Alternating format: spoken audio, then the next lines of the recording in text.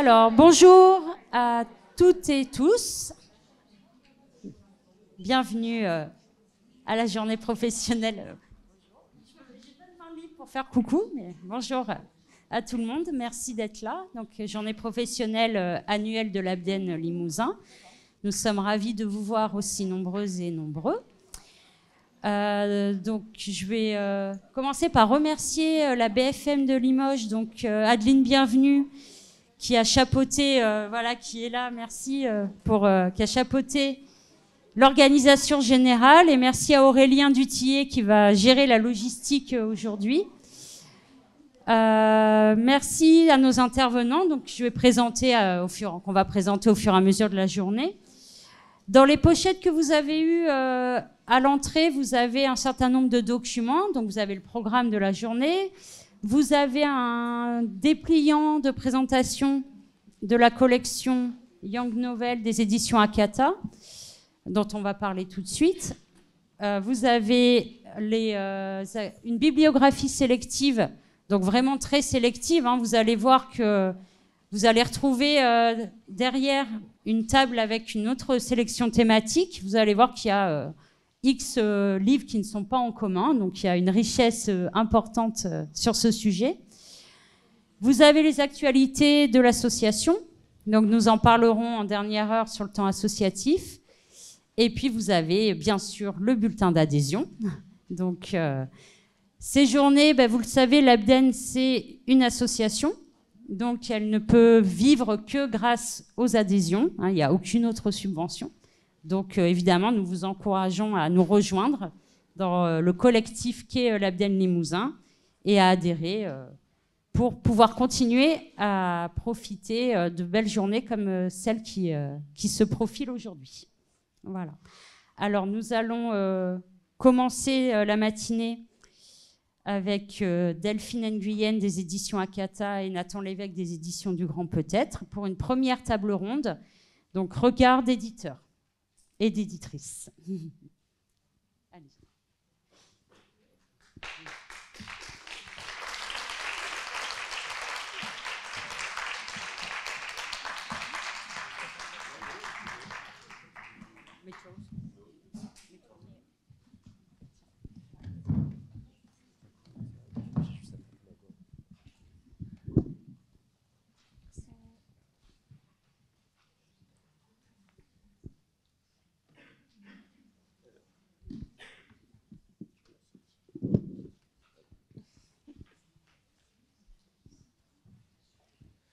Alors bonjour à tous, avec Claire Rouvron ici présente, on va simplement faire les animateurs et poser des questions à Nathan et Delphine qui ont eu le plaisir de venir pour cette journée.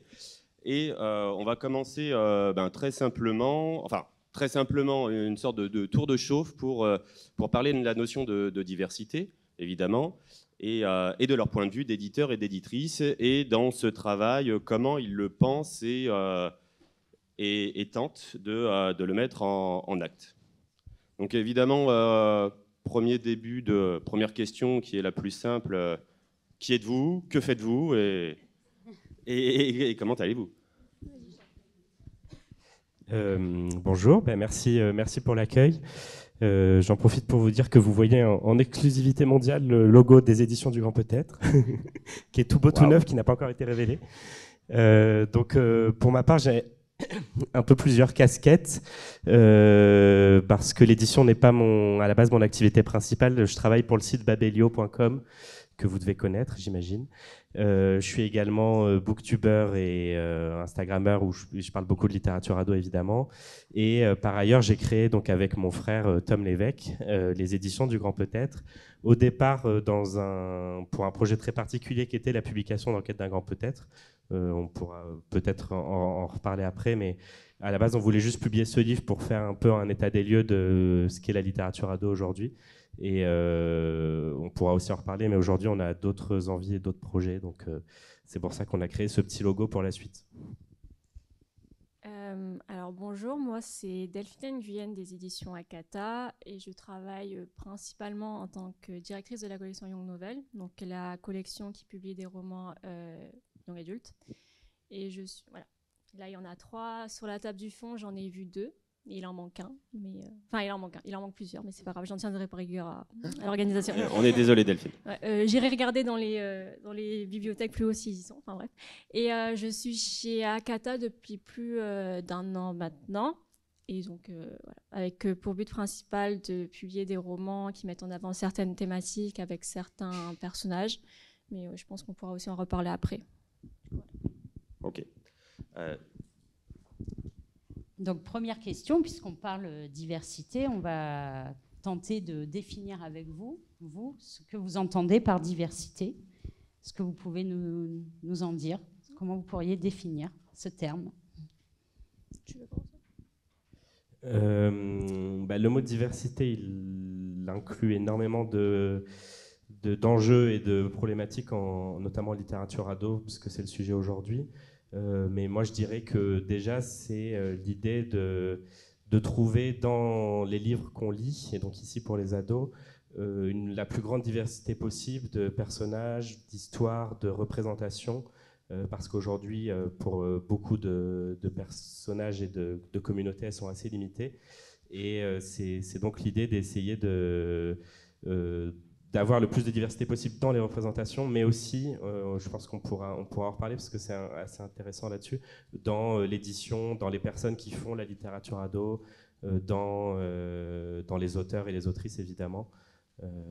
Ouais, moi c'est comme ça que j'introduirai le sujet.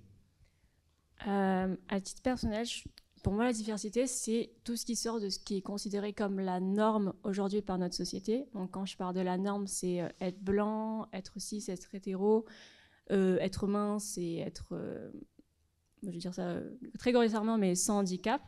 Donc, la diversité, ça serait tout ce qui sort de ce cadre qu'on retrouve depuis toujours. C'est le cadre principal qu'on retrouve dans les publications, que ça soit dans les romans jeunesse, ado, mais aussi, comme Nathan le disait, j'allais taper Tom, comme Nathan le disait, dans l'édition, parce que je ne sais pas si vous avez pu voir. Enfin, je me permets, par exemple, quand je regarde la salle,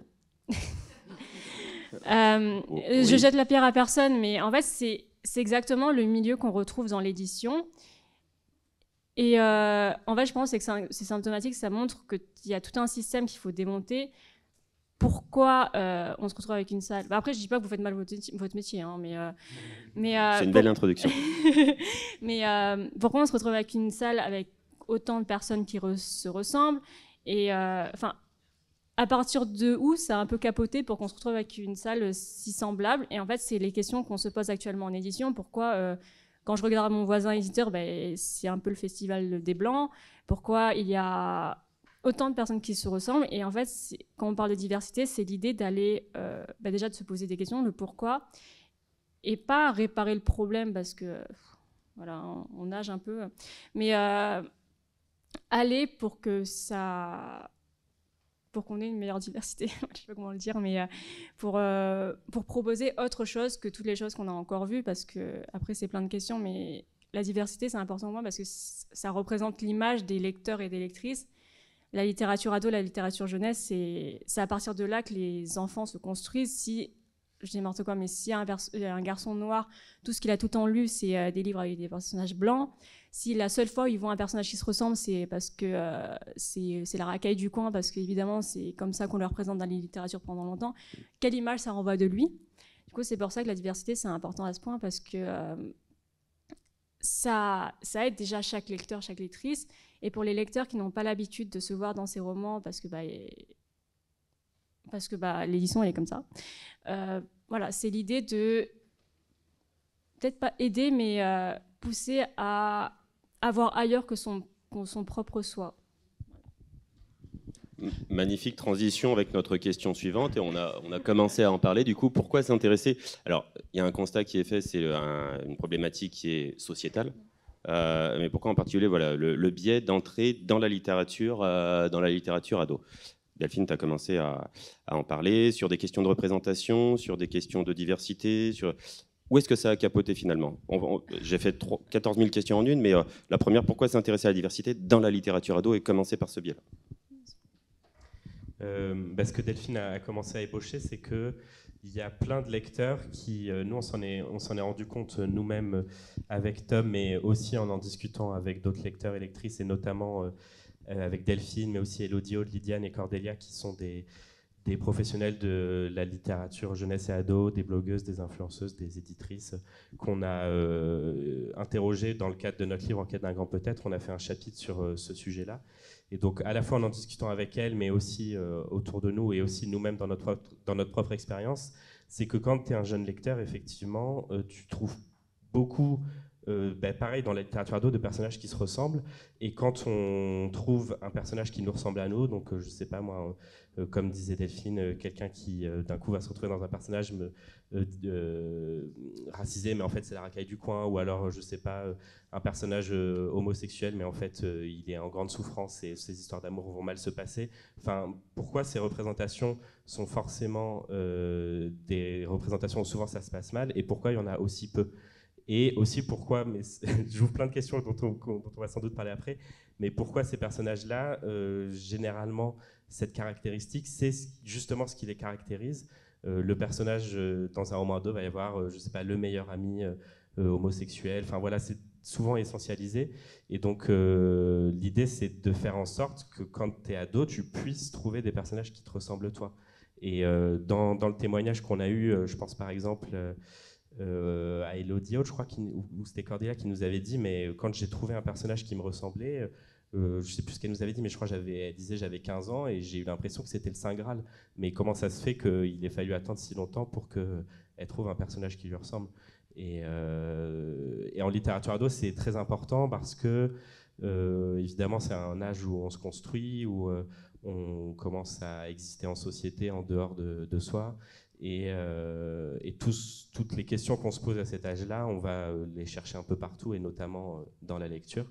Et c'est un moment où, je pense, c'est un peu toute la vie, mais à l'adolescence notamment, où on se projette énormément dans la lecture, où on va aller chercher justement un miroir à ce qu'on est pour pouvoir répondre à certaines de nos questions, ou en tout cas se poser des questions.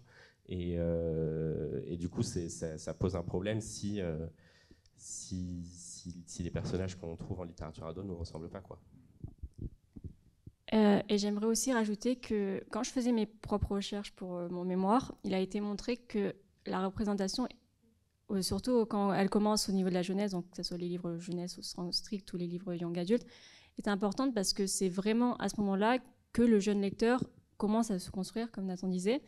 Et qu'est-ce qui se passe si, quand le lecteur noir, tout ce qu'il voit de sa propre personne dans les livres, c'est la racaille du coin, c'est le dealer de drogue, c'est le membre de gang?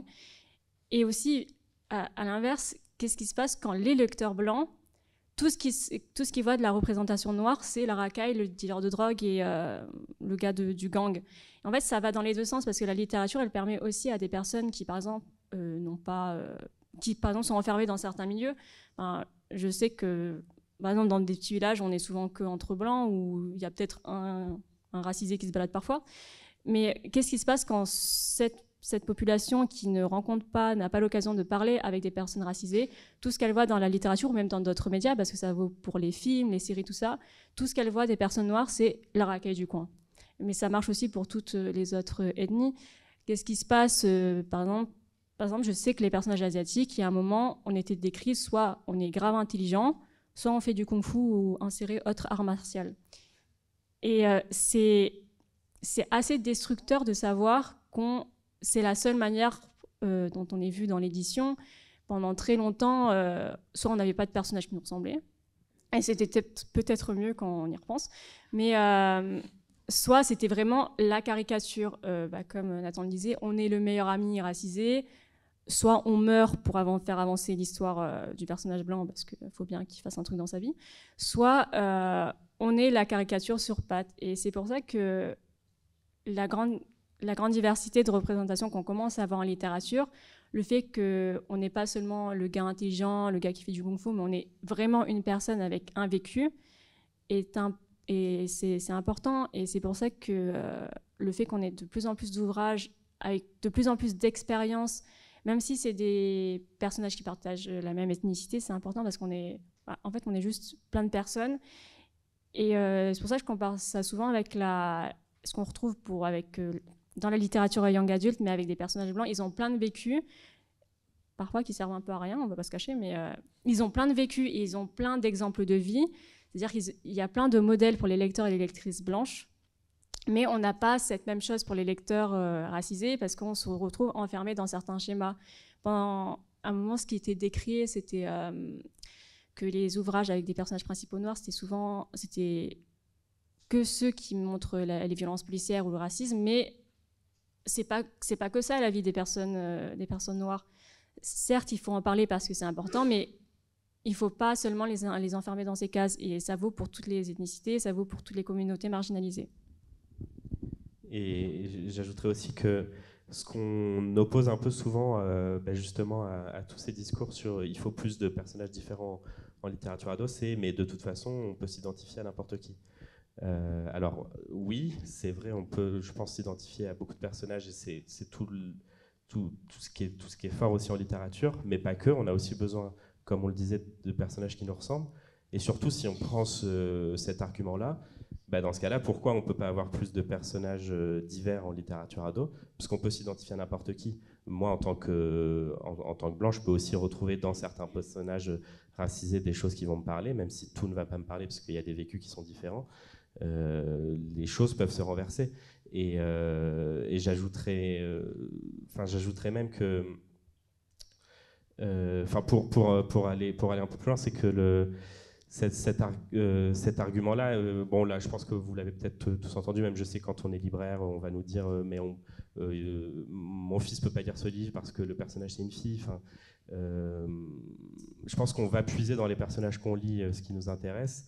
Et en même temps, on a besoin de ces personnages pour s'y retrouver, quoi. Je sais pas, par exemple, des personnages qui ont des handicaps, il y en a très très peu en littérature ado. Et pour le coup, je pense que c'est aussi important d'en montrer. Et moi, ça m'a jamais frappé. Enfin, voilà, ce que je veux dire, c'est qu'il y a un biais parce que moi, ça m'a jamais frappé parce que jusqu'à ce que je m'ouvre à ces questions-là, parce que c'était pas mon cas.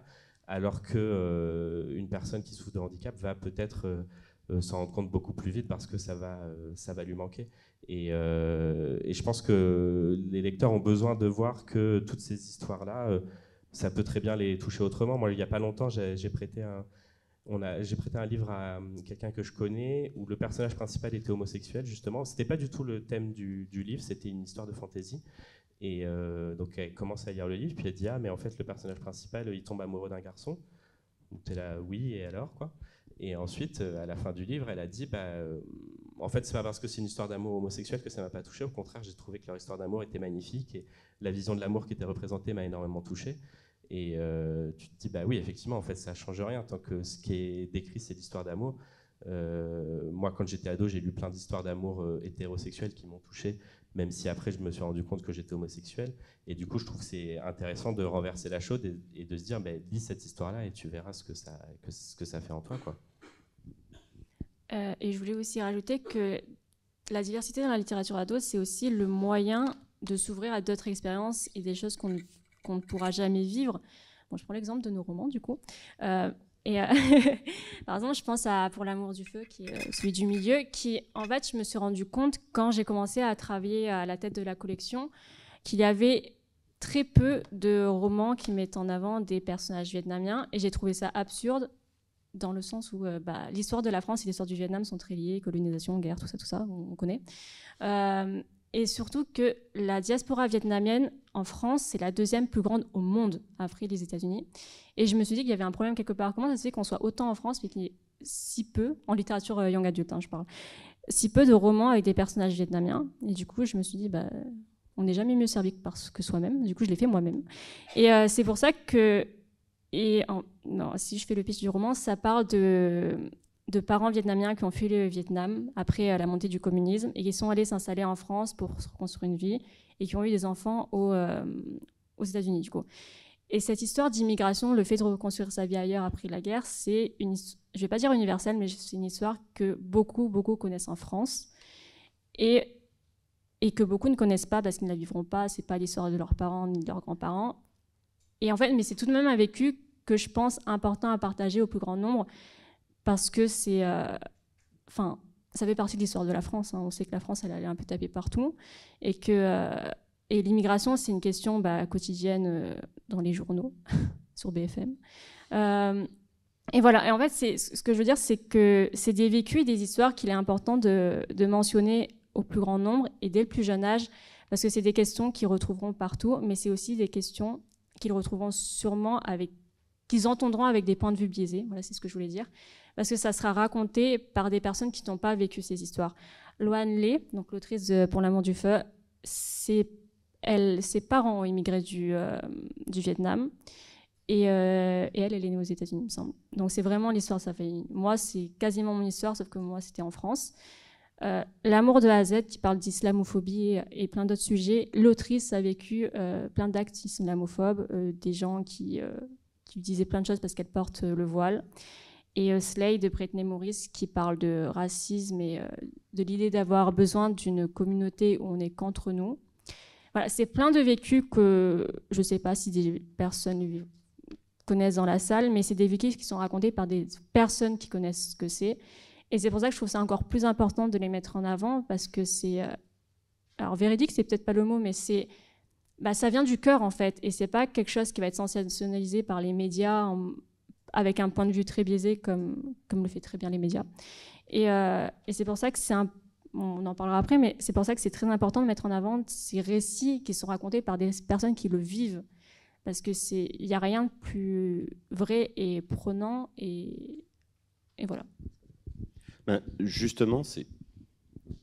Non, mais je t'en prie.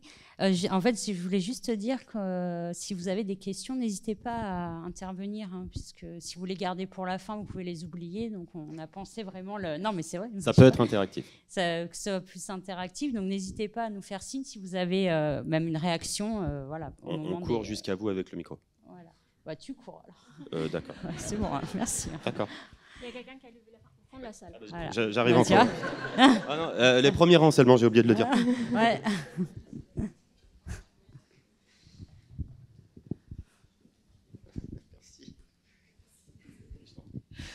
Bonjour. Merci pour ce début d'intervention que je trouve très intéressant. C'est pas une question, en fait, c'est une remarque. Moi, il me semble que pour compléter votre propos et pour partir dans une direction un peu différente, l'essence de la littérature, c'est aussi de proposer des surfaces de projection avec lesquelles on peut jouer, même si ça ne nous ressemble pas. Et dans cette mesure, il me semble que, bien entendu, qu'il est très important d'offrir cette diversité de surfaces de projection, si je puis dire. Mais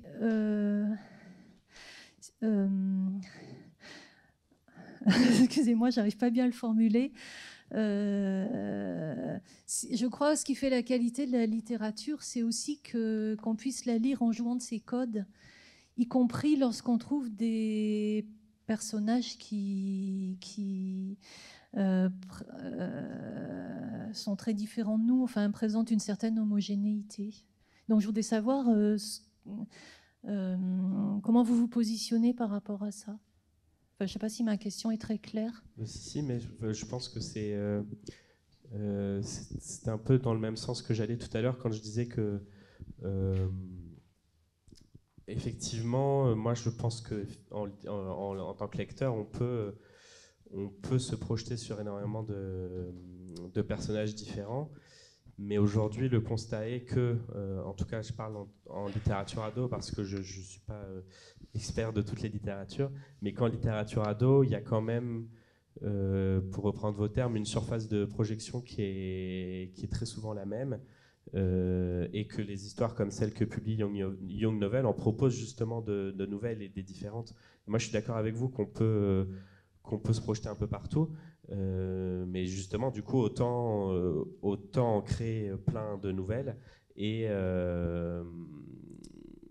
ça ne pourra d'ailleurs, je trouve, qu'enrichir la littérature ado parce que ça apporte de nouvelles histoires dans de nouveaux endroits avec de nouveaux personnages et de nouveaux vécus et ça permet vraiment d'ouvrir aussi sa vision du monde, en fait, de l'enrichir. Je pense par exemple au roman de Laura Nsafou qui est publié chez Albin Michel qui s'appelle Nos jours brûlés, qui est un roman de fantasy mais pour celui-ci, elle s'est inspirée de légendes, de mythes, de cosmogonies africaines. Et du coup, ça donne un roman de littérature ado de fantasy qui est totalement différent de tout ce que j'avais pu lire jusqu'à présent, parce que justement, elle s'inspire de légendes qu'on ne connaît pas du tout en France. Enfin, moi, tous les dieux, tous les personnages historiques qu'elle citait, je ne les connaissais pas du tout. Et je trouve que c'est un très bon exemple pour montrer que, bon là c'est de la fantaisie, mais je pense que c'est aussi le cas pour des histoires réalistes, pour montrer que ça ne peut qu'enrichir la littérature ado de proposer plein de surfaces de projection différentes, comme vous dites. Et moi je ne suis pas du tout fermé à cette question-là, mais je veux dire, je ne trouve pas qu'il faille que chacun lise des livres qui lui ressemblent. Au contraire, je ne suis pas du tout d'accord avec ça, mais qu'aujourd'hui, il y a un manque pour qu'on puisse s'ouvrir à d'autres choses, quoi. En fait, je suis d'accord avec toi. Du coup, ce qui peut être une magnifique transition avec d'autres questions. Le prochain point, sachant que vous allez pouvoir nous en dire plus, c'est finalement l'état des lieux. On a déjà commencé à en discuter. De toute façon, les questions, elles sont là pour faire avancer. Mais l'état des lieux du monde de l'édition, les évolutions, les perspectives, sans faire un plan en trois parties, évidemment, ou 4, comme vous voulez. Mais qu'est-ce qu'il en est aujourd'hui? Alors peut-être de ce que vous avez vu en tant que lecteur, mais aussi en termes de représentativité dans le monde de l'édition. On ne parle pas non plus de ce qu'on a essayé de faire avec Delphine et Nathan, c'est de ne pas parler que des lecteurs aussi, c'est de leur point de vue d'éditeur et qu'est-ce qui se passe dans le monde de l'édition.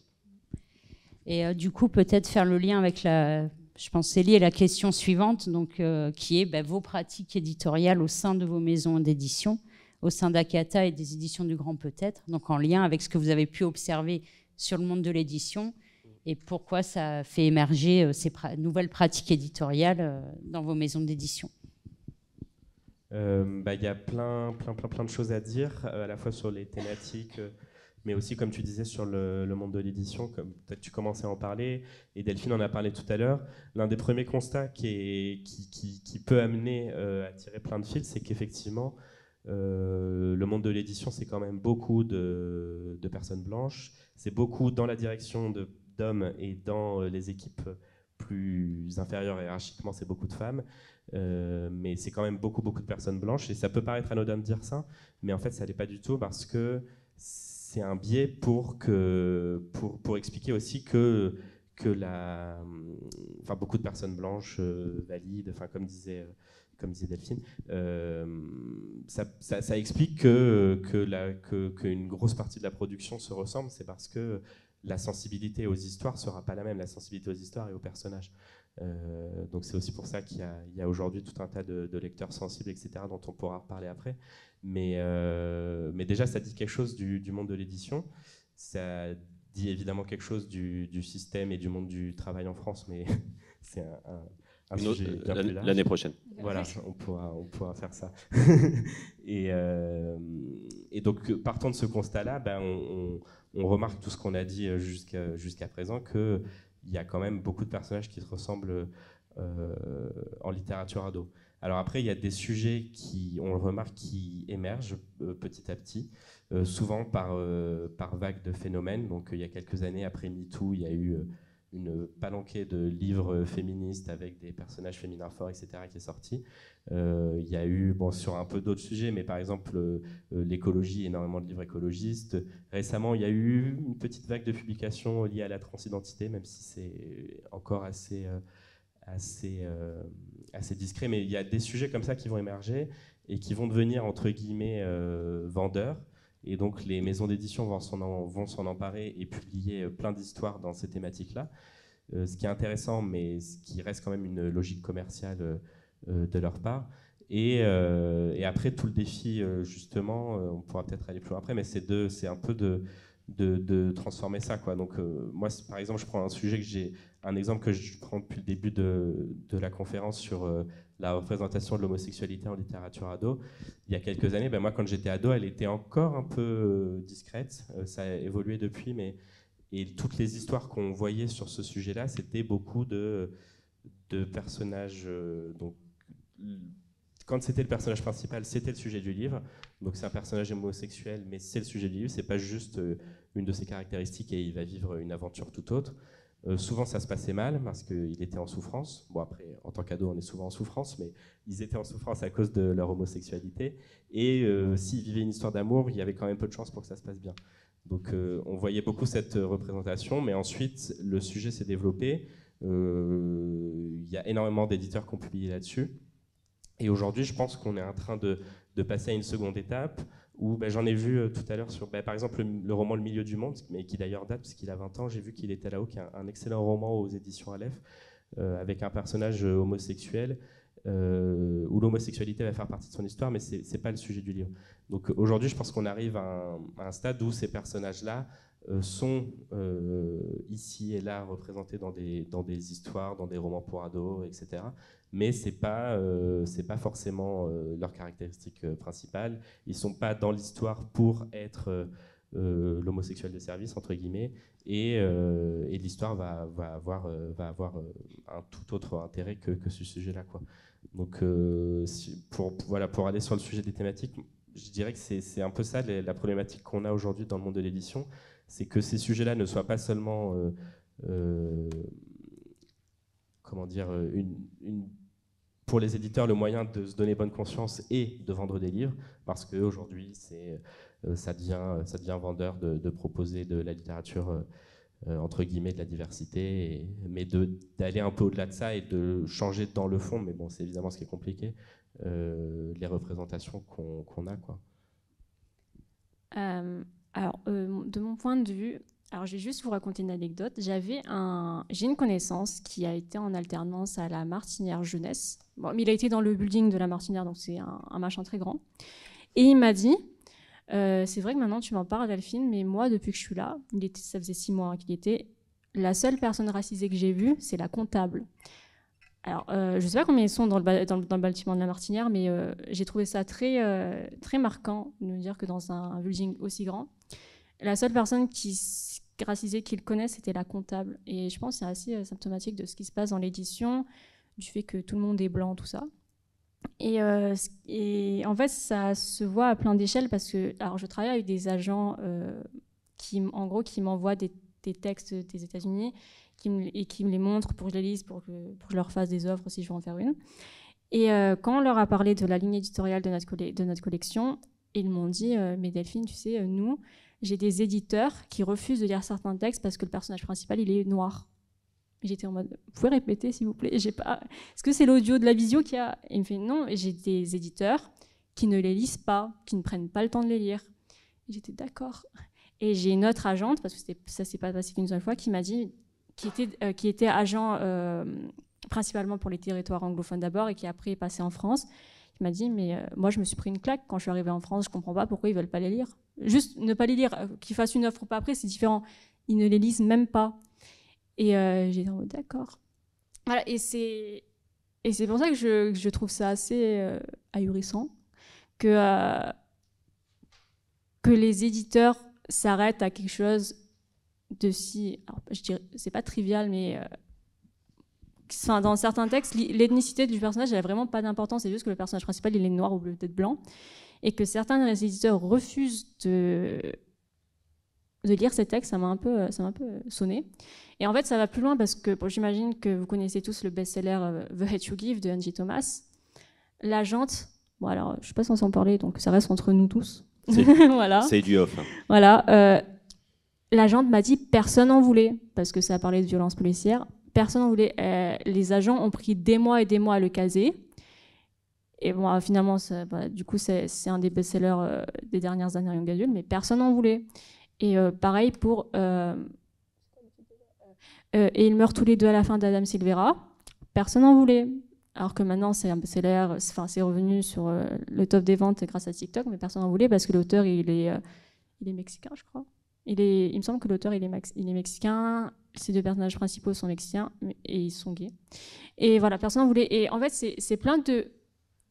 Vous pouvez peut-être vous dire c'est anecdotique, c'était un livre, mais en fait, c'est vraiment ce qui se passe dans les backstage de l'édition. Parce que, alors, je vais mettre ça sur le dos des éditeurs, mais en fait, il y a vraiment des éditeurs qui s'arrêtent sur l'ethnicité du personnage parce qu'ils n'arrivent pas à se reconnaître dans l'histoire. Du coup, ils se disent que tous les lecteurs existants en France ne pourront pas se reconnaître dans les personnages, alors que c'est totalement faux. Moi, je compare ça avec ce qu'on fait chez Young Novel. Alors évidemment, on n'a pas les mêmes chiffres de vente que Gallimard, que PKJ, que Robert Laffont et tout, mais on a nos lecteurs, on a une communauté, on a des lecteurs qui... tous les lecteurs pour l'amour du feu, c'est pas des lecteurs vietnamiens, hein, mais qui lisent l'histoire et qui se disent « Ah, mais j'ai appris des choses. Ah, d'accord, c'était pas comme on m'a raconté dans les livres d'histoire au collège. » Parce que bon, petit mémo, l'histoire de la guerre du Vietnam au collège, c'était genre un paragraphe comme ça. Et voilà, et c'est pour ça qu'il faudrait changer l'édition. Ils savent que c'est... je vais pas dire qu'il faudrait virer tout le monde dans les grosses maisons d'édition, mais j'aimerais bien qu'ils recrutent plus et qu'ils recrutent pas leurs jumeaux, vous voyez ce que je veux dire. C'est bien de bosser avec son jumeau. Oui, mais bon, faut un peu plus de diversité dans les... Voilà, c'est ce que je veux dire. En fait, la diversité dans les équipes amène la diversité sur le marché. Sauf que vu qu'ils se ressemblent tous et qu'ils se félicitent entre eux quand ils font un truc plutôt moins potable, ben en fait, ça change pas. Et du coup, voilà. Mais, pardon, je me permets juste, ça me fait penser à l'histoire de Laura Nsafou, dont je parlais tout à l'heure, qui avant s'est fait connaître notamment grâce à un album pour enfants qui s'appelle Comme un million de papillons noirs, qui est un album sur une petite fille qui est complexée à l'école par sa coupe de cheveux afro, parce que il me semble qu'elle est la seule à avoir ça, et où sa mère va l'aider à aimer ses cheveux comme ils sont, parce qu'aussi il raconte son histoire. Et en fait, cette autrice s'est fait refuser par énormément de maisons d'édition parce qu'on lui disait mais cette histoire, ça va parler à personne, on va pas en vendre beaucoup, quoi. Ensuite, finalement, Cambourakis l'a acheté, enfin l'a publié, et aujourd'hui, je sais pas combien elle en est, mais elle a vendu des milliers et des milliers d'exemplaires de son livre. 13 réimpressions. Rien que ça, parce que en fait son histoire, ça parlait à énormément de familles et de petites filles afro qui avaient aussi besoin de cette histoire pour s'y retrouver, mais aussi pour comme la petite fille aimer ses cheveux ou son corps comme ils sont. Et je trouve que c'est un bon exemple parce que j'imagine que toutes les personnes qui l'ont refusé trouvaient cette histoire inintéressante parce qu'ils s'y retrouvaient pas et qu'ils disaient que ça allait parler à personne, alors que la suite a prouvé que ça allait parler à énormément de monde. Alors, je voulais juste avoir une petite bulle d'optimisme au niveau des stagiaires qu'on peut trouver à l'heure actuelle dans les maisons d'édition. Est-ce qu'il y a un changement? Et je voulais juste savoir aussi quel type d'études on peut faire quand on veut bosser dans les maisons d'édition. Parce que là, ça m'inquiète quand même. Si l'univers du livre est à ce point stéréotypé, ça devient grave du point de vue de notre société à l'heure actuelle. Alors, je suis très pessimiste, mais c'est un truc, c'est naturel chez moi. Mais en fait, ça commence à aller mieux, mais un peu. Et en fait, on a effectivement de plus en plus de romans avec des personnages non de la norme, et écrits par des personnes concernées. Ça, c'est un fait, il y en a de plus en plus, mais ça ne veut pas dire que dans les maisons d'édition, ils ont recruté des personnes issues de communautés marginalisées aussi. Mais il me semble, j'ai l'impression de parler comme une vieille, mais les stagiaires, les nouveaux, sont intéressés de plus en plus par ces questions, soit parce qu'eux-mêmes sont concernés, parce qu'ils font aussi partie de communautés marginalisées, ou simplement parce qu'ils s'y intéressent. Pardon, c'était quoi la suite de votre question? Ah oui, pardon. Alors, je ne suis pas trop un exemple pour les études parce que j'ai un parcours très atypique. J'ai fait 4 ans de droit, donc une licence de droit privé, et mon master 1, c'est en droit du numérique. Et après, mon master 2, c'était un master en édition. Je ne sais pas si toi, tu as fait des études particulières. Non, moi, j'ai arrêté à la licence, j'ai fait de la com. Ah, bon, alors, principalement, je dirais que, en fait, c'est vraiment... il faut faire, il me semble, une licence de lettres et après ou un master professionnel d'édition. Il y en a plusieurs, il y en a partout en France. Enfin, partout en France. Il y en a en France. Mais oui, moi, je ne suis pas trop un exemple pour les études. Mais il existe aussi des licences professionnelles pour se préparer à l'édition, il me semble. Voilà, les métiers du livre.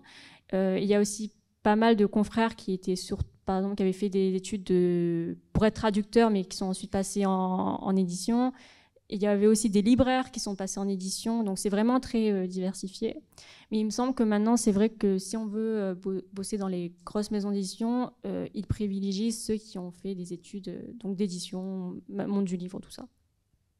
Voilà, je crois. Et après, pour aller dans la même direction pessimiste que Delphine, enfin, même si je trouve que les choses changent aussi, mais j'ai pas toutes les clés ni tous les chiffres pour comprendre exactement le sujet, mais je sais que ce manque de diversité dans l'édition, c'est aussi assez global dans le monde du travail, et ça s'explique aussi par tout un tas par tout un système en fait où dès qu'on est justement dans des communautés marginalisées, ça va être surtout quand on est racisé, que du coup ça se voit, parce qu'on peut être homosexuel et le cacher alors que a priori quand on est racisé ça se voit, il y a tout un tas de mécaniques systémiques qui font que soit on ne va pas être recruté, soit on ne va même pas oser postuler à certains recrutements.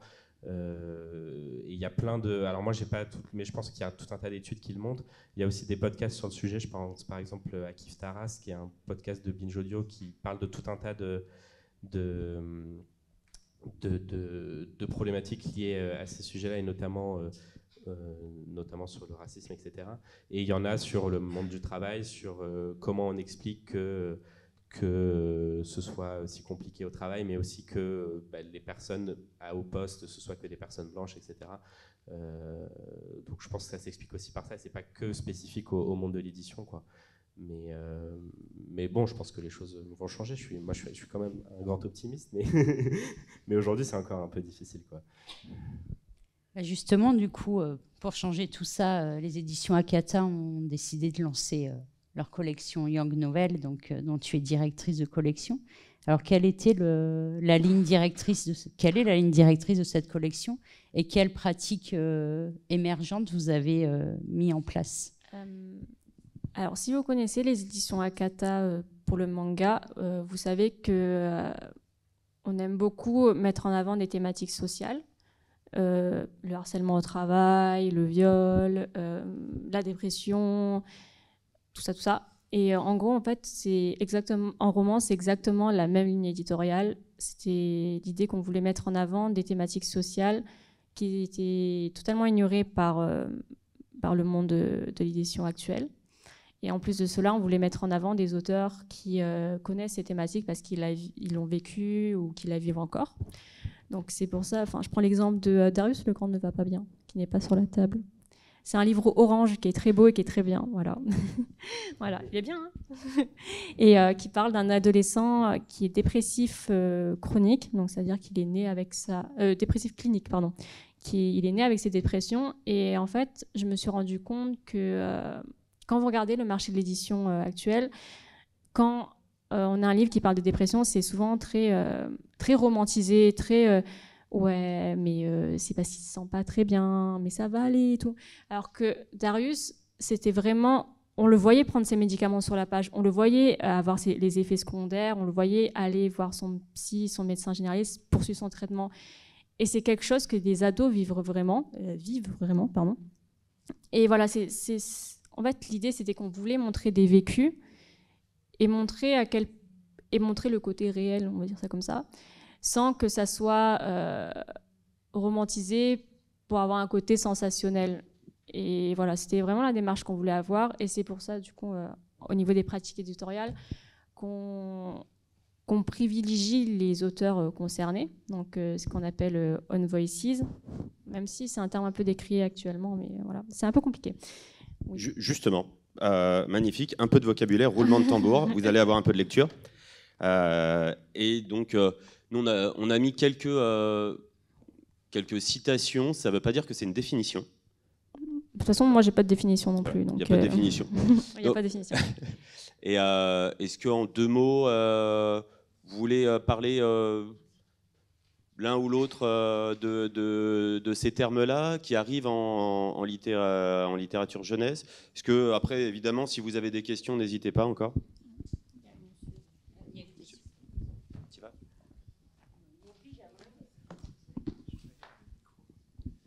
Oui, juste une question. Alors, je vais recycler une chose que tu as dite hier, Nathan. Tu m'as dit que parmi tes auteurs préférés, il y avait Timothée de Fontbelle. Et qu'est-ce que tu as pensé de cette histoire, finalement, sur lui qui n'a pas été traduit aux États-Unis parce qu'il traitait de l'esclavage, et en tant que personne blanche, il n'avait pas été jugé légitime à aborder ce sujet.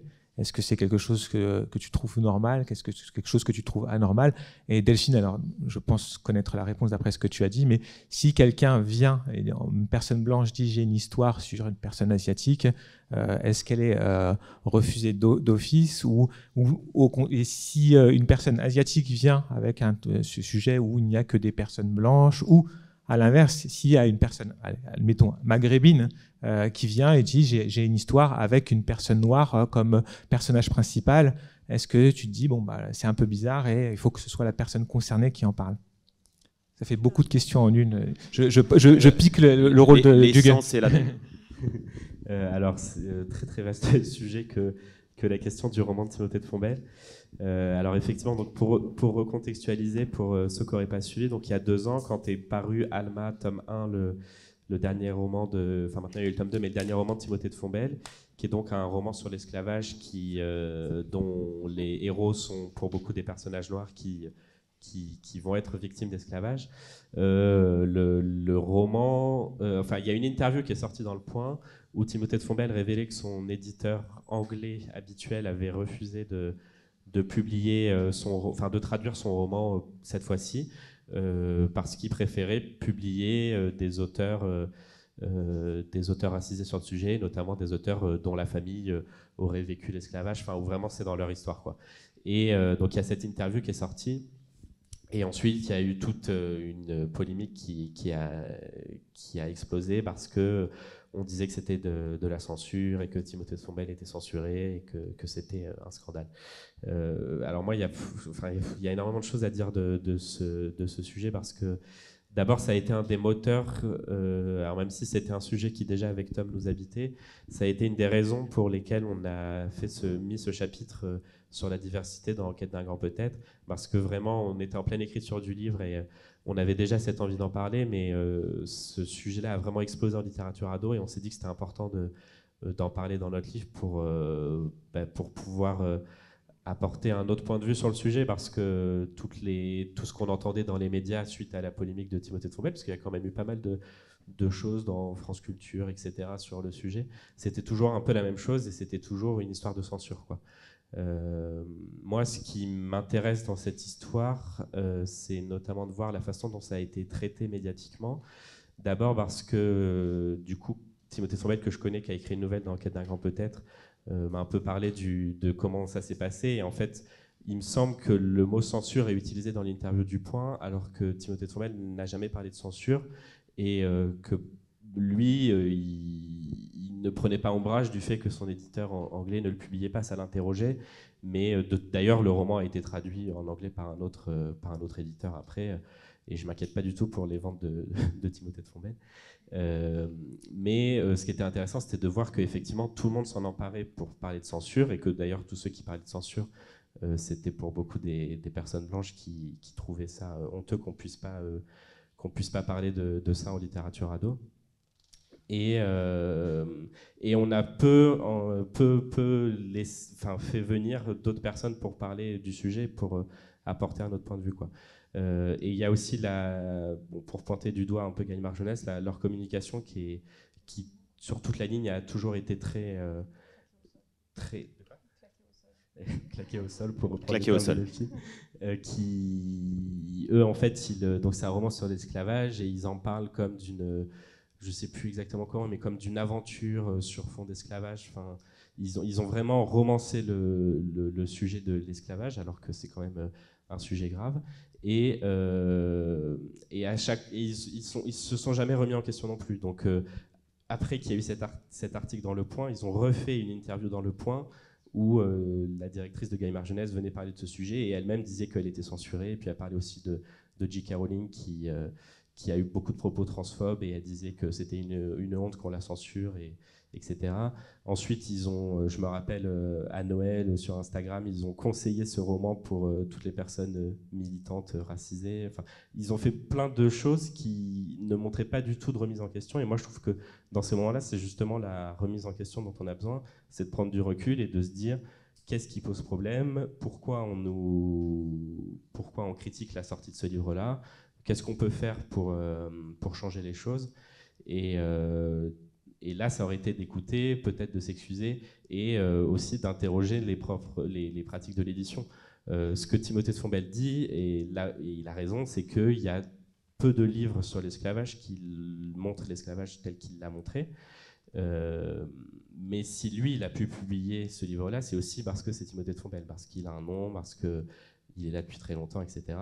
Et pourquoi parce que je pense qu'il y a beaucoup d'autres personnes qui peut-être descendent de personnes qui ont été des esclaves, qui ont écrit des livres sur le sujet. Pourquoi ces personnes-là ne sont pas publiées? Et on pourrait dire, personne n'en a écrit de bien, mais il y a tellement peu de livres sur le sujet, à part ce livre-là qui est écrit par Timothée de Fombelle, que c'est quand même un peu étonnant.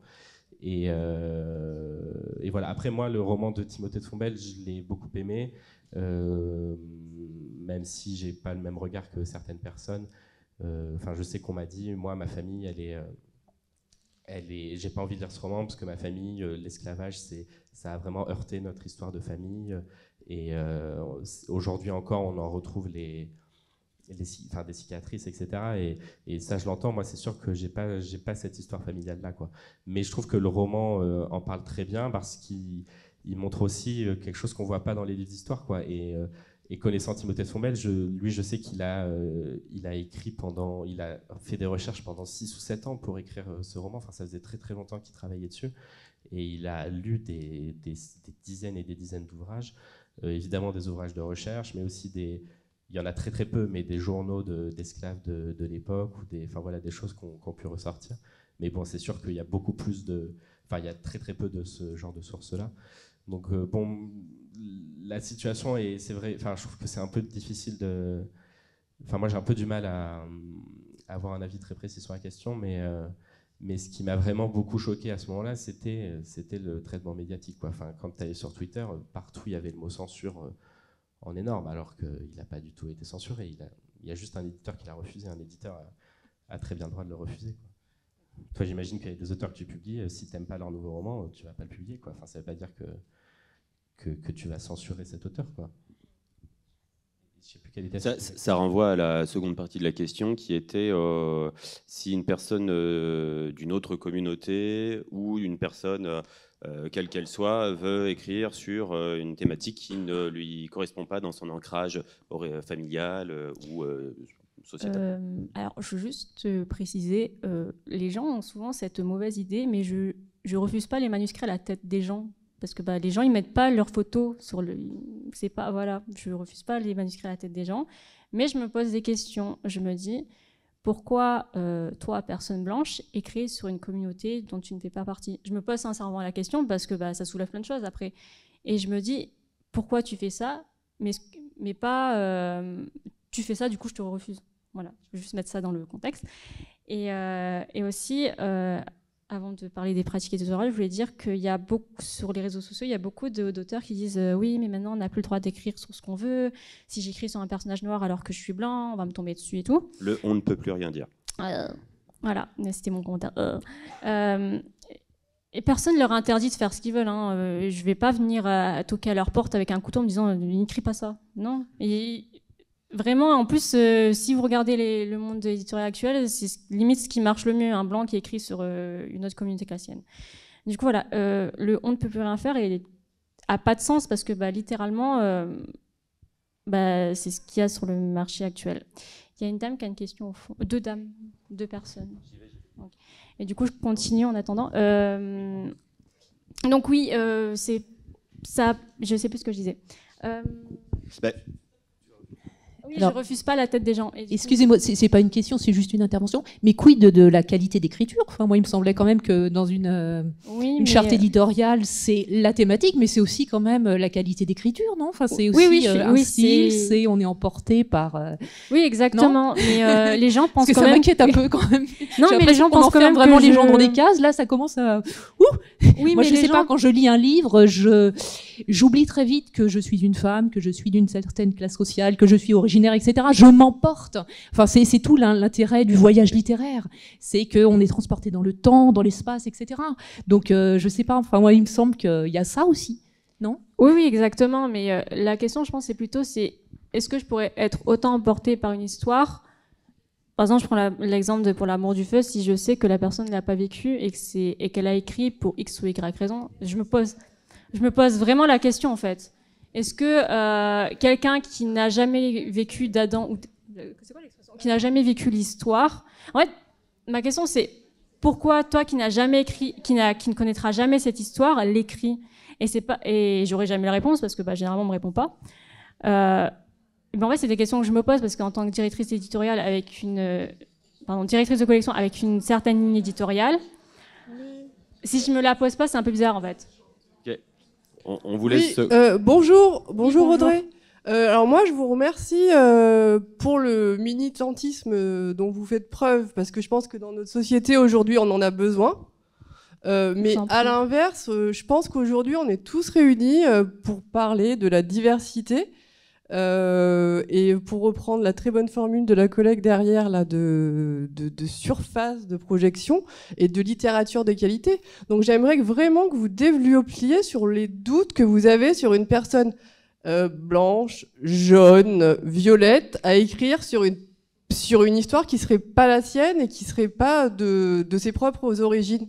Est-ce que c'est pas le propre de la littérature d'écrire au fin fond de la Creuse avec une bonne documentation, un style, une structure, des personnages de qualité, un très bon roman? Alors, je ne publie pas de personnes jaunes ou violettes parce qu'elles n'existent pas. Mais en fait, c'est pas parce qu'on a un côté militant. Non, mais ça, cet aspect-là, je le salue. Parce que notre société actuelle, au vu des résultats des élections, on a besoin de ça. Mais après, comme le soulignait très bien votre collègue, moi, je souhaiterais quand même avoir une charte d'édition un peu plus costaud que seulement sur du racisé. On parle de Timothy de Fontbelle, qui effectivement est une locomotive de par sa notoriété, et oui, par son talent. Et enfin, je vous trouve intéressante parce qu'on a besoin de gens comme vous pour diriger ce genre de collection.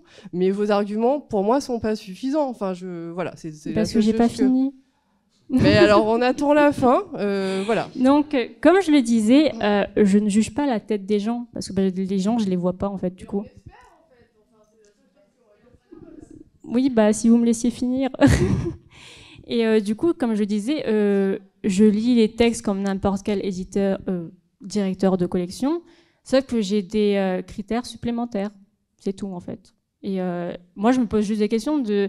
Pourquoi vous racontez cette histoire? Dans quel contexte vous racontez cette histoire? Est-ce que vous avez fait des recherches avant de raconter cette histoire? Parce que parfois, je dis des romans qui peuvent être très bien écrits en termes de prose, mais quand...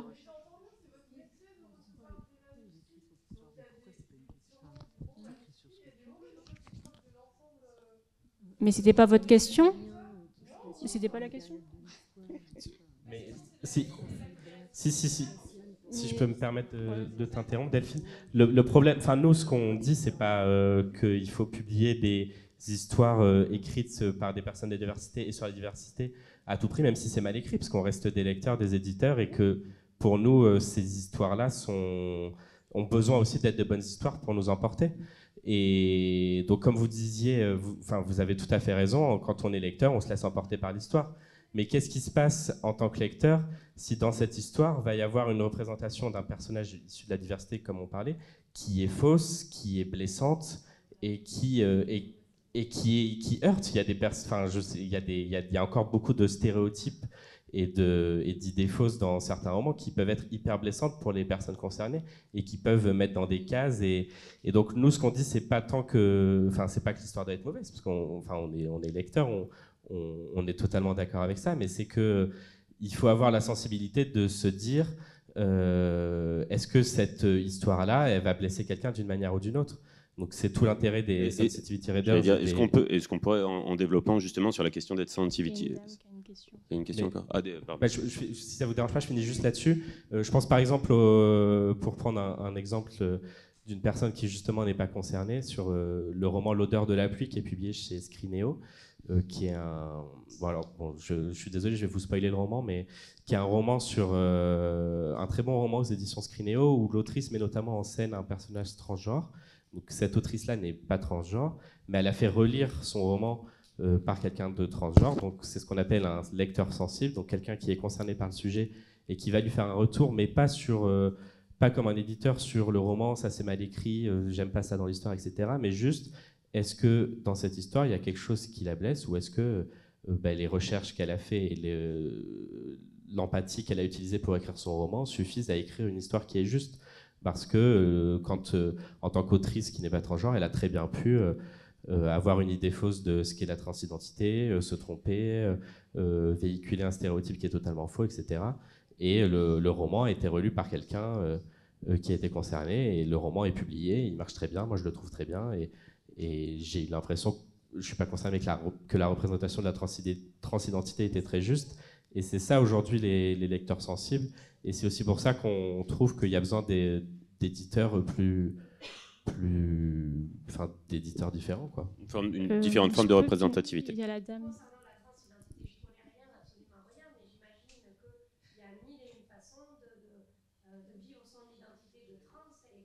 Oui. Oui, mais il y a des... Oui, non, mais ça, je suis d'accord avec vous, mais il y a des... Par contre, il y a des stéréotypes et des idées fausses qui le seront pour toutes les personnes trans.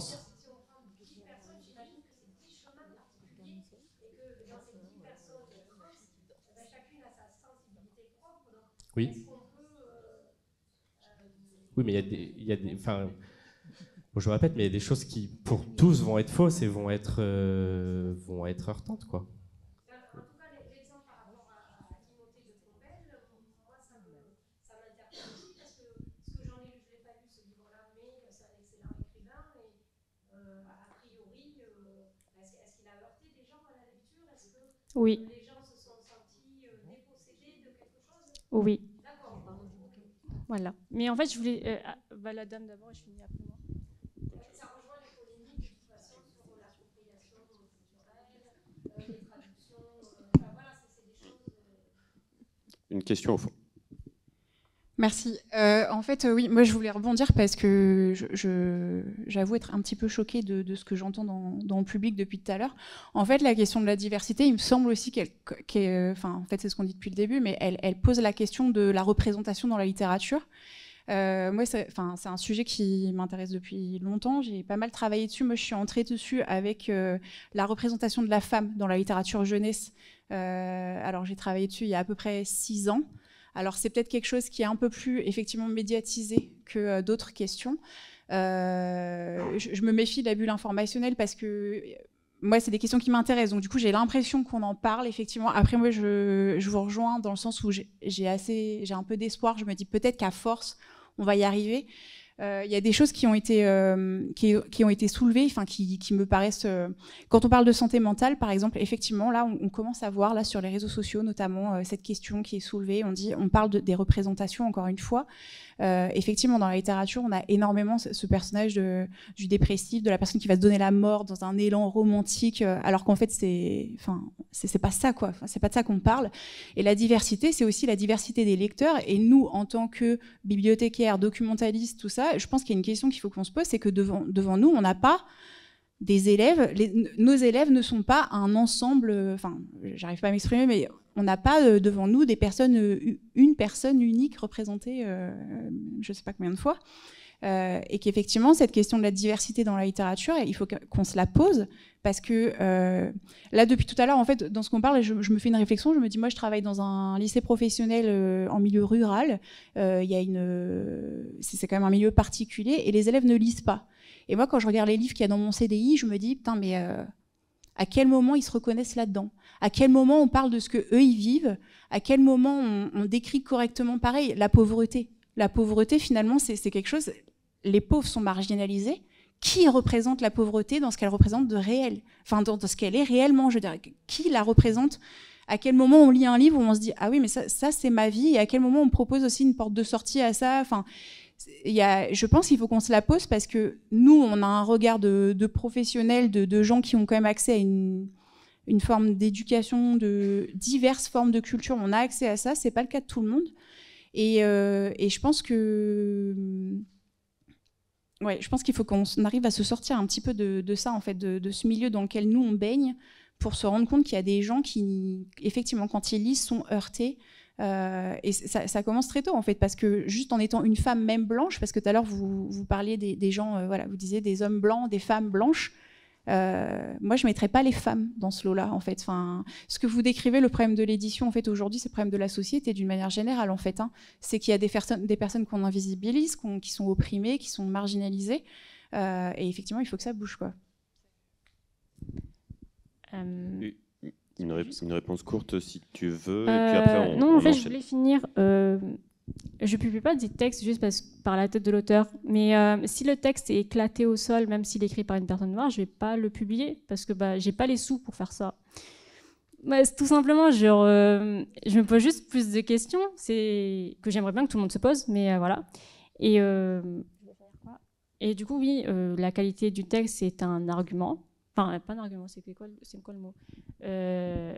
C'est un truc que je prends en compte quand je fais mes choix éditoriaux. Et voilà, parce que sinon, je publierais tout et n'importe quoi, sauf que j'ai pas les sous. Voilà, c'est tout.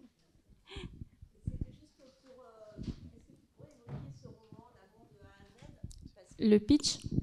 L'amour de A à Z, je trouve justement qu'il pose une grande question à l'heure actuelle au niveau sociétal et j'aimerais bien que tu nous dises le ressenti, si tu le connais, de certains lecteurs de cet ouvrage.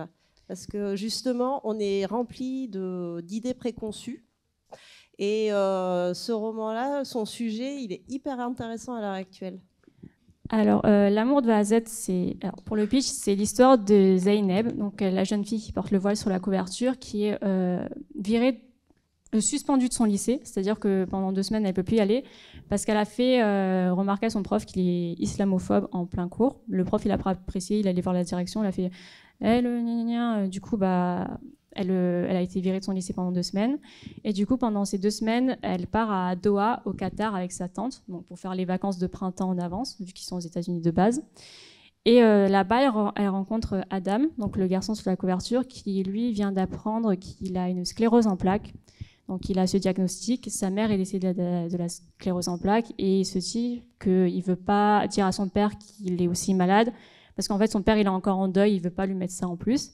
Et en fait c'est réellement une romance entre 2 personnages musulmans, et une romance qui suit, qui suit ce qui est écrit dans le Coran. Donc ils ne se retrouvent pas tous les 2 seuls, ils ne se tiennent pas la main.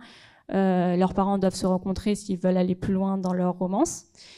Et en fait, vu que l'autrice est elle-même musulmane, qui elle-même porte le voile, le hijab, elle a parlé elle écrit dans une note de fin que les expériences islamophobes que Zeynep vit, le fait que le gardien de la piscine ne veut pas qu'elle porte le burkini dans la piscine, c'est quelque chose qu'elle a vécu.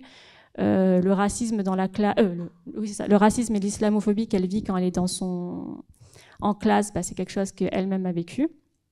Et c'était important pour nous de publier ce roman déjà parce que une vraie et bonne représentation des musulmans en littérature jeunesse, je ne vais pas dire que c'était inexistant, mais c'était, il n'y en avait pas beaucoup.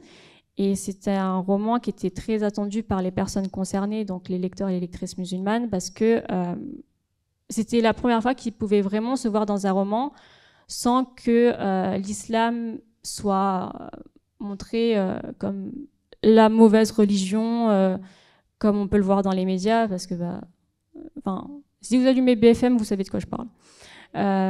Et du coup, voilà, c'était vraiment important sur ce point-là, parce que le roman en lui-même est très positif, parce que c'est vraiment une romance.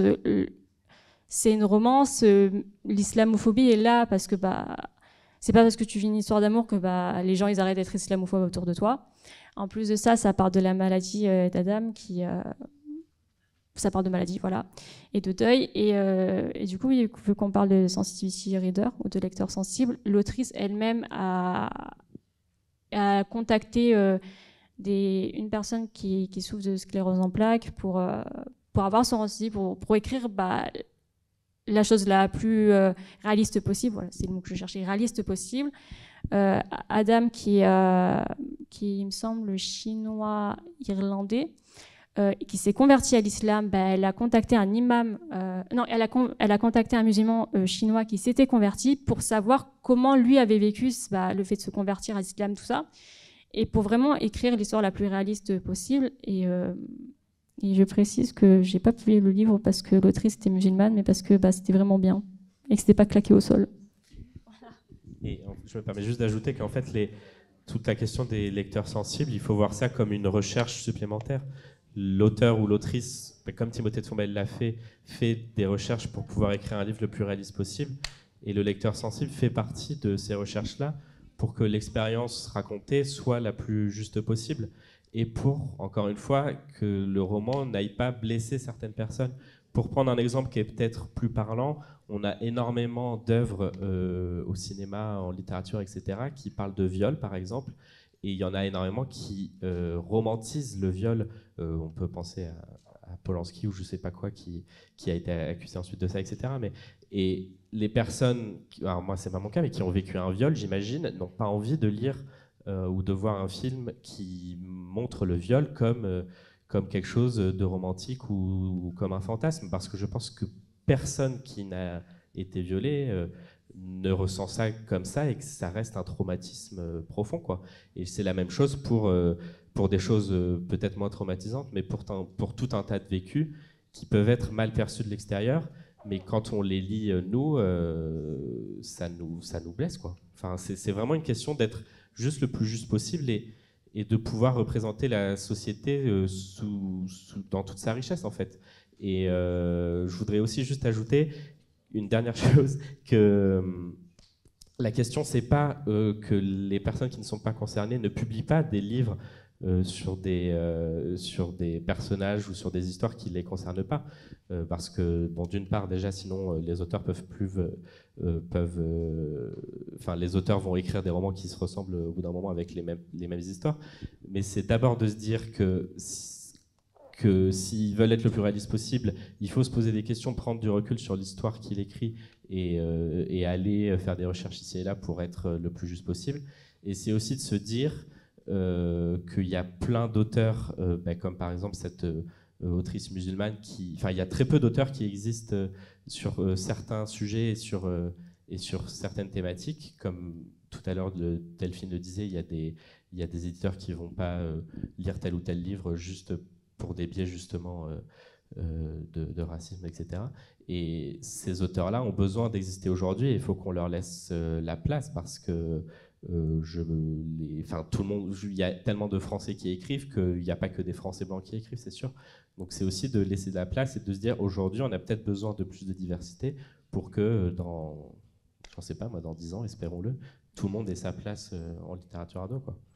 C'est aussi voir les choses à un moment M qui est que aujourd'hui il y a ce besoin-là, mais demain j'espère que ce sera différent, quoi.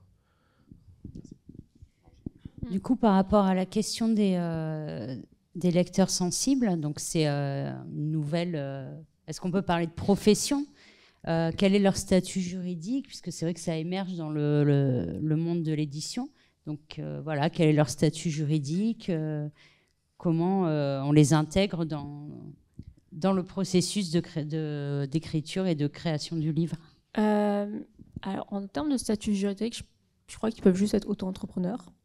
Il n'y a pas de formation. En fait, c'est pas un métier reconnu encore en France parce qu'il n'y a pas de formation, il n'y a pas de diplôme. Du coup, c'est même les éditeurs qui veulent mettre en place ces pratiques, on patauge encore un peu parce que parfois on trouve une personne qui veut bien relire pour savoir si on n'a pas laissé les boulettes du siècle, mais malheureusement on ne peut pas la payer parce qu'elle n'a pas le statut juridique. Du coup, on doit se dépatouiller en trouvant quelqu'un d'autre. C'est pour ça que c'est encore émergent.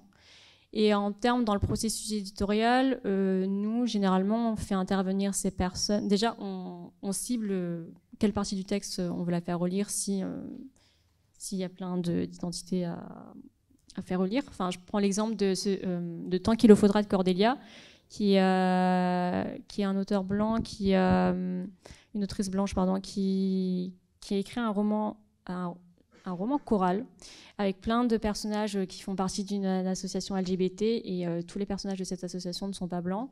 Et vu qu'elle est blanche, elle nous a demandé de faire relire certains passages de son texte à des lecteurs sensibles ou concernés. Je prends l'exemple elle a un personnage qui est gay et coréen. Être gay ou coréen, c'est pas la même chose qu'être gay et blanc, c'est pas être la même chose que juste être coréen. Et du coup, elle nous a demandé de trouver une personne pour relire et lui dire si elle n'avait pas écrit les bêtises du siècle. Et du coup, on a intégré ce processus pour la création avant la publication de son roman.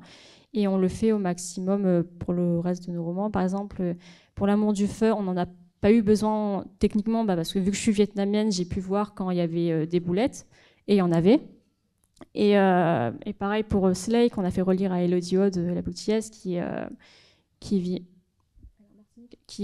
martiniquaise et qui a pu relire et nous aiguiller sur plein de choses, en nous disant par exemple peut-être que là, il faudrait une note de bas de page parce que peut-être que le lectorat francophone blanc ne comprendra pas la référence. Du coup, en association avec la traductrice, on a mis des notes de bas de page. Mais on ne le fait pas systématiquement parce qu'en fait, les notes de bas de page, c'est pas que je trouve ça superflu, mais dans certains cas, je trouve ça inutile. Par exemple, pour L'amour du feu, où on nous a dit oui, mais il y a plein de mots vietnamiens, je ne comprends pas. Bienvenue dans la vie des racisés qui ne comprennent pas tous les mots français. Et c'est pour ça que je trouve ça intéressant, ce genre de retour, parce que, en fait, quand vous lisez ces romans, vous allez dans cette histoire, en fait. Vous allez dans cette histoire pour lire la vie de personnes qui ne vous ressemblent pas. Et ces personnages vietnamiens qui parlent vietnamien entre eux, c'est comme ça à la maison, en fait. Mes parents ils me parlent vietnamien, je ne comprends rien, mais je hoche la tête et je suis d'accord. C'est la même chose si vous ne connaissez pas le vietnamien, que vous soyez vietnamien ou pas d'ailleurs, et que vous lisez ce roman, vous vivez avec ces personnages. Et c'est pour ça qu'on a fait le choix éditorial de ne pas traduire ces mots vietnamiens. Parce qu'en fait, c'est comme ça, parfois, vous ne comprenez pas. Soit vous faites l'effort d'aller sur Google, soit vous comprenez par le contexte, parce que l'autrice a écrit son roman de manière très intelligente. Quand le vietnamien ne servait pas à grand-chose, ou c'était juste genre « va chercher du pain », et qu'on la voit se lever et aller chercher du pain, on comprend que sa mère lui a dit « va chercher du pain ». Et quand c'est vraiment pas nécessaire au contexte de l'histoire, c'était pas traduit et ça marchait très bien. Et oui, voilà, c'est plein de pratiques éditoriales qu'on essaie de mettre en place, mais c'est pas facile, surtout les lecteurs sensibles, parce que c'est pas encore reconnu comme profession. Je crois qu'il y avait une dame qui a levé la main, mais je suis pas sûre. Non ? Oui. Ou la dame du fond qui s'est tirée, peut-être. Après, on enchaîne, on n'a pas la bourre. Oui, moi, ce qui m'étonne un petit peu, enfin, ce qui m'étonne, non, mais je trouve que finalement, on en arrive à dire que la littérature jeunesse, il faut qu'elle soit consensuelle, il ne faut pas qu'elle blesse les gens. Alors que pour moi, la littérature, c'est quand même quelque chose, enfin, c'est de la création. Et on peut laisser le lecteur aussi libre de décider de quitter son livre, enfin, d'arrêter sa lecture s'il est blessé. Mais je trouve que ça met beaucoup de carcans à la création littéraire. Enfin, je sais pas, je trouve qu'on oublie que la littérature jeunesse, c'est d'abord de la littérature et qu'on n'est pas obligé de répondre à toutes les attentes de toutes les, je sais pas, toutes les personnes, je n'utilise pas ce terme, moi, mais racisées. Voilà, enfin, je trouve que finalement, on en arrive à être très consensuel. Et moi, après plus de 20 ans de métier, je trouve qu'il y a beaucoup de livres qui me tombent des mains, justement parce que je trouve ça trop consensuel. Je suis pas entièrement d'accord avec vous, parce que moi, je suis totalement. Enfin, moi, si j'aime la littérature ado, c'est parce que je trouve que c'est une littérature qui est pleine d'émotions, qui est intense et qui justement me fait ressentir des choses. Donc effectivement, moi, comme vous, j'aime être bousculé, j'aime me prendre des claques, j'aime pleurer. Bon, je pleure jamais en lisant, mais mentalement, j'aime rire, j'aime tomber amoureux en lisant, j'aime que ça me que vraiment que même des fois ça fasse mal. Mais que ça fasse mal parce que l'histoire est difficile, parce qu'on va nous faire rentrer en empathie avec le parcours de tel ou tel personnage, et pas parce que, je veux pas être blessé en lisant, parce que je vais lire un stéréotype qui peut me blesser moi. Enfin, je trouve qu'il y a une différence dans ce que vous dites entre des mauvaises représentations qui vont être fausses sur la société et des personnages avec lesquels on va entrer en empathie et dont le parcours va nous émouvoir. Enfin, je trouve que c'est vraiment deux choses complètement différentes, et que ce soit des auteurs concernés ou pas d'ailleurs. Et je trouve que ça bride pas du tout la création littéraire. Au contraire, comme je disais tout à l'heure, déjà, je trouve que c'est apporter une richesse supplémentaire à la littérature ado. Toutes les histoires que publie Young Novel, j'en ai pas vu de telle autre chez d'autres éditeurs. Et c'est juste, comme se disait Delphine, d'accepter de se poser des questions et de se dire, est-ce que mon personnage, il est juste ou pas? Enfin, moi, je trouve qu'au contraire, c'est une grande... déjà, je trouve que c'est faire preuve d'une grande intelligence que de prendre du recul sur ce qu'on est en train d'écrire et d'accepter de se remettre en question et de se dire, est-ce que c'est juste ou pas? Et c'est un pas de plus, selon moi, vers... entre guillemets, la perfection du roman, c'est de se dire je veux que mon roman soit juste, qu'il soit réaliste, qu'il parle bien du personnage dont je vais parler, et du coup je cherche les moyens de faire en sorte que ce personnage soit le plus proche de la réalité. Et vraiment, je trouve pas du tout que ça bride la création littéraire, et je trouve au contraire que ça la rend beaucoup moins consensuelle.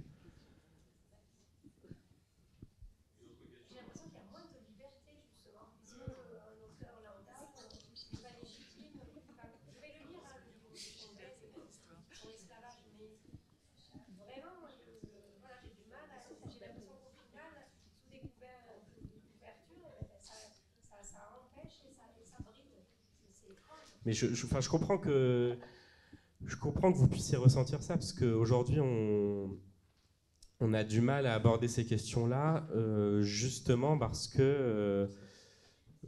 mais c'est aussi, par exemple, dans les pays anglo-saxons, on a beaucoup moins ces questions-là, alors qu'en France, on est aussi... ça rentre en jeu, je pense, héritier d'une espèce de tradition littéraire de l'auteur et de son œuvre à laquelle il ne faut vraiment pas toucher. Enfin, on peut même penser, par exemple, à Tintin au Congo, qui a été le sujet d'énormément de polémiques. Mais pour moi, c'est juste accepter de se poser des questions sur ce qu'on est en train d'écrire. Enfin, pour moi, c'est vraiment pas...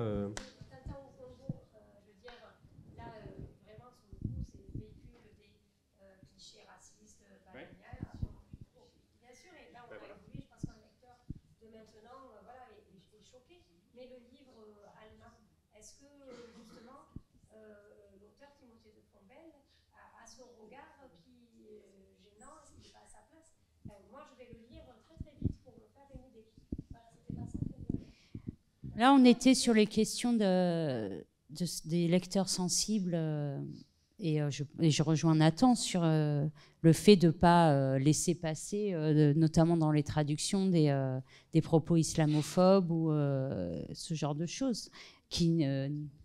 Là, je ne sais pas si on peut en... Il y avait une dame qui avait une question. Oui, Oui, voilà, il y a la dame. Pardon.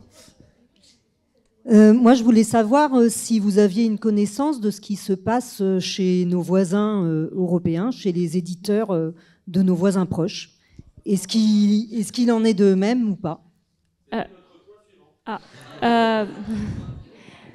Alors, mes études personnelles avant d'avoir le poste que j'ai, c'était une étude surtout du marché anglo-saxon, enfin plutôt des États-Unis.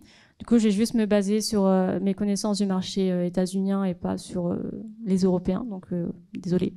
Les États-Uniens ont étudié ces questions depuis très très longtemps et tous les trucs dont on parle aujourd'hui, bah, ils en ont conscience, mais depuis... j'étais peut-être encore au lycée quand ils étaient en train de se poser les questions. Et les lecteurs sensibles, ils sont intégrés dans le processus éditorial depuis bien plus longtemps que nous. Les questions de on va dire, légitimité d'écriture, bah, ça a toujours été là aussi. Enfin, ça n'a pas toujours été là. Ils ont aussi leurs problèmes, mais c'est peut-être moins décrié. Mais surtout le mouvement On Voices, donc c'est-à-dire un auteur qui écrit sur un sujet qui le concerne. C'est un mouvement qu'il a depuis, il me semble, c'est 2017 ou 2011, je sais plus, depuis un moment déjà. Donc, en fait, c'est parce que leur société n'est pas faite de la même manière que nous. En France, on est très universaliste, on se ressemble tous, on est tous des êtres humains, alors qu'aux États-Unis, c'est un peu plus individualiste. Et c'est pour ça que eux, par exemple, ils font des études, des statistiques sur la race, l'ethnicité, tout ça, alors que nous, c'est très restreint en France, voire même interdit. Et le problème avec ça, c'est que par exemple aux États-Unis, eux, ils font des études sur le pourcentage de livres avec des personnages non blancs qui sont publiés par an. Par exemple, il me semble que dans les livres jeunesse, donc jeunesse sens strict du terme, il y a par exemple 40% d'ouvrages qui mettent en avant des objets inanimés, donc des voitures, des machins et tout, contre 1% de livres qui mettent en avant des personnages issus des peuples autochtones. Ils ont ce genre de statistiques qui montrent effectivement une absence de représentation des personnes issues d'ethnicité autre que blanche. Mais nous, on n'a pas ça en France. Et il y en a qui pensent que c'est bien, il y en a qui pensent que c'est pas bien. Moi, je pense que c'est peut-être un moyen de masquer l'absence de quelque chose. Parce que du coup, moi, quand c'était mon sujet d'étude, donc je sais qu'il y a une absence de représentation en littérature young adulte. Mais quand on me dit, Delphine, tu as les chiffres, je les ai pas parce qu'on n'a pas le droit de les faire. Donc voilà, c'est vraiment deux poids, deux mesures. Les États-Unis, ils ont leurs problèmes, hein, ça c'est pas la question, mais ils sont tellement avancés dans cette idée d'avoir une meilleure représentation par des personnes qui savent de quoi ils parlent, que en fait à côté on a l'impression de rien faire en fait. Moi ça me fait un peu penser alors je sais plus comment il s'appelle, le test de Bechdel sur la représentation des femmes dans le cinéma à la base. Qui était un test qui avait été créé par des chercheurs pour faire un peu une étude de certains films. Et tous les films qui passaient ce test, enfin tous les films qui ne passaient pas ce test étaient entre guillemets sexistes dans la représentation des femmes au cinéma. Et on peut l'appliquer à la littérature et on peut l'appliquer d'ailleurs à beaucoup de sujets. Et le test, alors je ne me rappelle plus exactement les étapes, mais c'était de voir si dans le film en question il y avait au moins 2 femmes, si ces 2 femmes avaient au moins une discussion sans homme à un moment du film, et si cette discussion tournait autour d'autre chose que... voilà. Et en fait, il y a plein de films qui ne passent pas ce test-là. Je pense qu'on peut faire la même chose sur les romans de manière générale. Donc bon, je pense que les choses ont beaucoup changé. Pour le coup, aujourd'hui, on a toute une littérature qui est beaucoup plus féministe qu'avant. Et je pense que ce test-là, on peut l'appliquer à énormément de communautés marginalisées. Et la question, du coup, c'est de se dire comment ça se fait. Enfin, je pense qu'aujourd'hui, dans la société, il y a beaucoup, je ne sais pas moi, de personnes en situation de handicap qui ont entre elles des discussions qui tournent autour d'autre chose que leur handicap. Et pourquoi on ne les voit pas en littérature? Et donc, avant toutes ces histoires de lecteurs sensibles, d'être blessés, etc., il y a pour moi vraiment ce constat très simple de se dire pourquoi on ne les voit pas, ces personnages-là. Et sur tout un tas de communautés. Donc nous, on va effectivement plus loin sur tout un tas de questions qui sont moins évidentes à discuter aujourd'hui parce qu'on n'y est pas très sensible et que c'est des choses qu'on entend assez peu dans les médias. Mais rien que ce constat-là, une fois qu'on l'a fait, je trouve que vraiment ça ouvre la porte à tout un tas de questions que moi je me pose depuis pas longtemps, quoi, et qui du coup ouvre tout un tas de questions sur qu'est-ce qu'on veut publier en tant qu'éditeur aujourd'hui, quoi. Et l'autre chose, donc avec Tom pour les éditions du Grand Peut-être, on commence à réfléchir à des projets d'édition après, et l'une des questions qu'on se pose aussi aujourd'hui, c'est qu'on est dans une situation de surproduction. Bon, comme toutes les industries, l'édition publie énormément et ça pose tout un tas de problèmes, en partie écologiques. Mais aussi, il y a tellement de livres aujourd'hui qui existent que la question qu'on se pose, c'est qu'est-ce qu'on va apporter de plus et qu'est-ce qu'on va publier de plus dans une situation où il y a déjà tellement de choses qu'en fait, on n'a pas besoin de nous. Enfin, il y a assez de livres pour tous les lecteurs aujourd'hui. Bon, il y a aussi pas assez d'éditeurs pour tous les auteurs qui ont envie d'être publiés. C'est aussi un problème. Mais nous, en tant qu'éditeurs, on se demande qu'est-ce qu'on va apporter de plus. Et c'est pas encore très défini et nos publications ne seront pas forcément que sur des personnages dans des communautés marginalisées. Ce sera pas forcément les sujets du livre et tout, mais c'est des questions qu'on va se poser aussi pour se dire, apportons de nouvelles choses dans une situation où il y a je sais plus, il doit y avoir, je pense, 60 000 livres qui sortent par an, quelque chose comme ça. Donc, qu'est-ce que tu viens apporter de plus, quoi? Pour compléter sur l'aperçu de la situation à l'international, ce qu'on peut observer, c'est la question des couvertures. et de voir effectivement l'écart qu'il y a entre l'édition anglo-saxonne et ce qui se passe en France au moment où on publie l'édition française, notamment sur le choix des couvertures et sur l'invisibilisation des personnes issues de différentes communautés. Je ne sais pas si vous voulez en commenter quelques-unes des couvertures.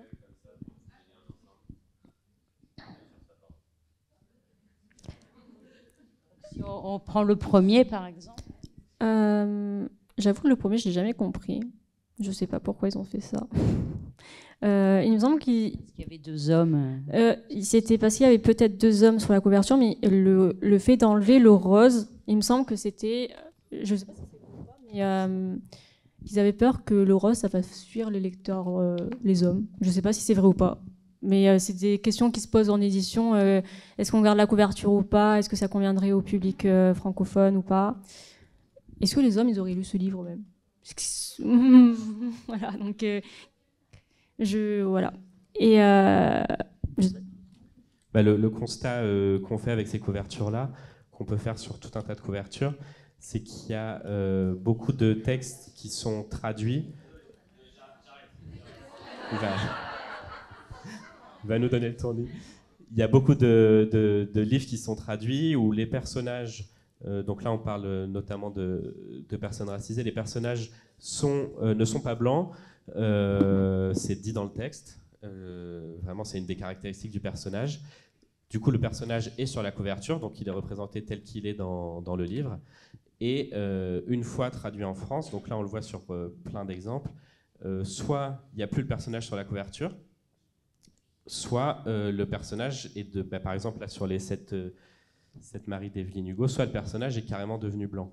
Et c'est vraiment, moi j'ai pas de, j'ai pas de source tangible à vous donner, mais étant dans le monde de l'édition depuis quelques années, c'est des choses de connaissances qui travaillent dans certaines maisons d'édition et tout, on entend assez régulièrement où des éditeurs ou des commerciaux, des représentants, etc. vont dire vous devriez peut-être changer la couverture parce qu'un personnage noir, ça ne va pas se vendre. Et c'est vraiment, vraiment une réalité, c'est pas quelque chose qui est fantasmé, ça se voit avec toutes ces couvertures-là.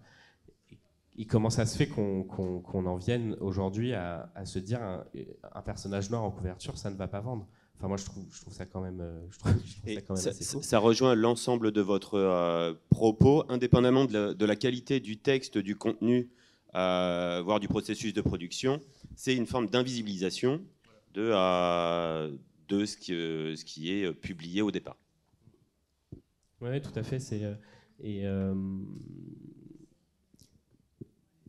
Oui, et puis du coup, produire des couvertures qui juste représentent les personnages tels qu'ils sont, c'est aussi, et puis c'est aussi rendre normal le fait que ces personnages-là soient en librairie et que les personnes concernées soient dans notre société, quoi.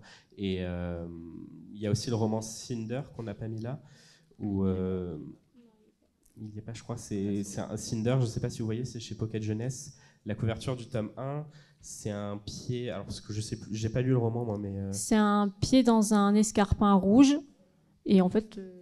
Donc le pied est blanc parce que, il est représenté tel quel. Et moi, ça fait des années et des années que je vois cette couverture parce qu'il est sorti il y a un bon moment, et même si je l'ai jamais lu, il a eu un tel succès que je l'ai vu passer un sacré paquet de fois sur les réseaux sociaux, sur les blogs, etc.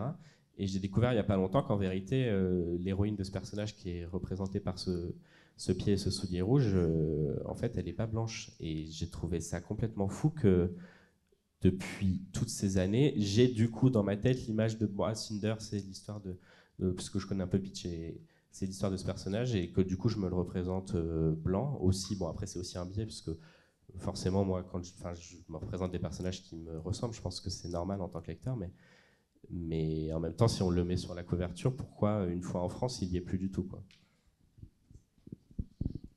On va conclure peut-être sur les projets. Je laisse juste ça 2 secondes. Ouais. Et parce qu'il nous reste 5 minutes. On peut conclure si vous avez des projets éditoriaux chez Akata ou pour les éditions du Grand peut-être, et après on autorise une question, 2 questions ou 0. Moi, ça va pas être bien long. Donc avec Tom, on avait juste publié Un quai d'un grand peut-être et la carte dessin incontournable de la littérature ado. On réfléchit à des projets d'édition, notamment de fiction, pour les années à venir, mais qui sont encore vraiment à l'état de projet. Donc je ne peux pas trop vous en parler, mais on est en train de concocter ça. Et le prochain projet qu'on a, dont je peux peut-être vous parler quand même, c'est qu'on va sortir normalement à la fin de l'année une exposition En quête d'un grand peut-être, donc qui sera une expo pour entrer en littérature ado de la même manière que le livre, mais en vulgarisant le livre sous forme d'une vingtaine de panneaux, en essayant d'être on essayait d'être accessible aux ados, même si on a un public encore très pro. Le but de l'expo, c'est vraiment qu'elle soit le plus accessible possible aux ados, aux jeunes, en la rendant interactive et ludique. Donc on travaille avec l'agence Comj pour ça. Et donc ce sera une expo, une vingtaine de panneaux avec une mise en scène en plus qu'on louera ou qu'on vendra à toutes les bibliothèques, les BDP ou tous les établissements qui sont intéressés par ça. Donc moi j'ai pas mis de petite plaquette dans les documents que vous avez, mais dans le livre ou même sur notre site internet, il y a des mails. Si le projet vous intéresse, n'hésitez pas à nous contacter. On espère que ça va permettre à plein d'ados de découvrir la littérature ado et voilà. Super. Et chez Young Novel et à Cata de manière générale? Je ne sais pas si j'ai le droit d'en parler, donc c'est un peu compliqué. C'est toi qui vois. D'ici la fin 2022, si tout se passe bien, on devrait encore avoir 3 romans qui vont sortir, donc en août, septembre et octobre. Ça suit la ligne éditoriale, donc il n'y aura pas de surprise.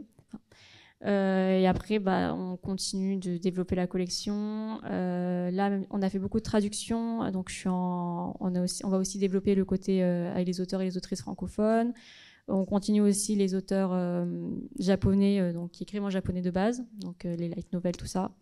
Et du coup, voilà, on fait notre petit chemin. Merci beaucoup. Merci. Merci beaucoup. Merci beaucoup. Merci à vous. Merci.